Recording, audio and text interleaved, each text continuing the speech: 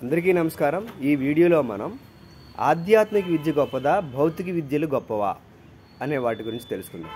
నన్ను అడిగితే భౌతిక విద్యల కంటే కూడా ఆధ్యాత్మిక విద్య అనేది కొన్ని లక్షల కోట్ల రెట్టు చాలా విలువైనటువంటిది, చాలా పవర్ఫుల్.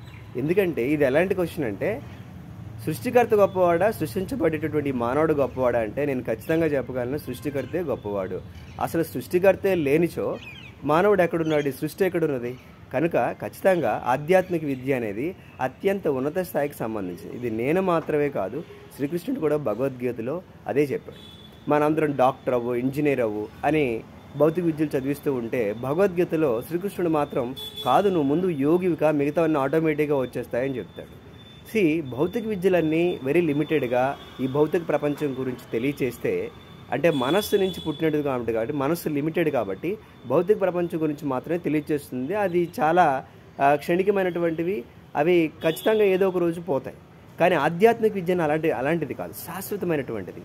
అక్షర విద్య అంటాం మనం దీన్ని. అక్షరమైనటువంటిది, అమృతమైనటువంటిది, అమరమైనటువంటిది. కాబట్టి ఖచ్చితంగా ఆధ్యాత్మిక విద్య అనేది చాలా చాలా గొప్పది. మరిన్ని వివరాలతో మళ్ళీ కలుద్దాం. నమస్తే.